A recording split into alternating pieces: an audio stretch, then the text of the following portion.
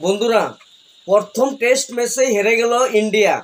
ইংল্যান্ডের সাথে প্রথম টেস্ট ম্যাচটি জিততে পারলো না, তবে পরবর্তী ম্যাচগুলোতে কি হবে সেটা কিন্তু ভাবতে পারছে না।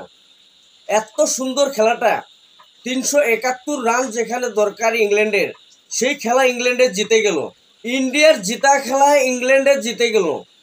কিরকম লাগে ভাই, একদম মানে কি বলবো তোমাদেরকে, মনে কিন্তু মানছে না যে ইন্ডিয়া হেরে গেছে, একদমই মনে কিন্তু মানতেছে না।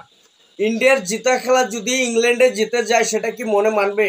বন্ধুরা কি বলবো তোমাদেরকে, 5 উইকেটে জিতেছে ইংল্যান্ড। 5 উইকেটে ইংল্যান্ড এই ম্যাচটি জিতেছে।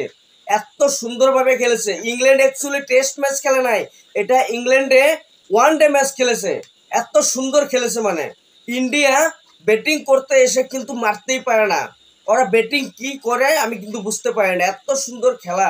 মানে কি বলবো তোমাদেরকে, ইন্ডিয়া ব্যাটিং করতে এসে ওভারে 2 রান 3 রান করে নেয়, আর ইংল্যান্ডে ব্যাটিং করতে আসলে 8 রান 10 রান 7 রান এরকম ভাবে ওরা রান নেয়। মানে ওয়ান ডে খেলছে, এক কথায় বলতে পারি যে ইংল্যান্ডে এখানে ওয়ান ডে ম্যাচ খেলছে, এটা টেস্ট সিরিজ খেলে নেয় ওরা।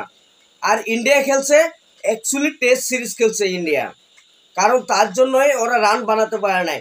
প্রথম ইনিংসে ইন্ডিয়া ভুল করেছে। যদি প্রথম ইনিংসে ইন্ডিয়া যদি ওদেরকে উইকেট যদি ফালাতে পারতো, এতগুলো যদি ক্যাচ মিস না করতো, তাহলে কিন্তু লিডিং এ অনেক রান থেকে যায়। আর সেই রানের সাথে যদি এখানে 350 রান আমরা যোগ করতাম, তাহলে কিন্তু ইন্ডিয়া এই ম্যাচটি সুন্দরভাবে জিততে পারতো।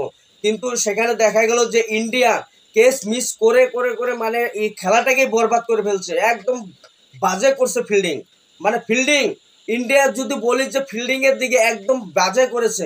বলারে কত কষ্ট করবে ভাই, বলারে অনেক কষ্ট করেছে। আমি কোনো বলারকে আমি দুষবো না, কোনো বলার খারাপ করে নাই, ওরা ব্যাটিং করতে জানে না এটা আমি মানি।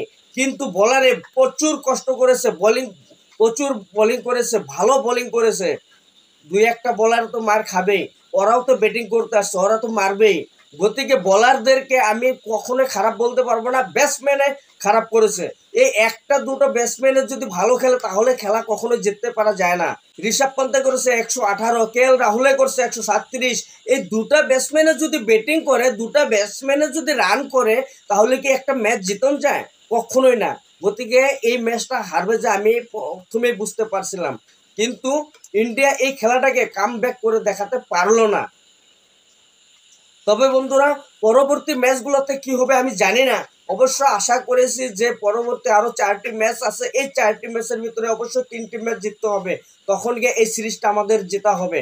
তবে দেখা যাক কি করে।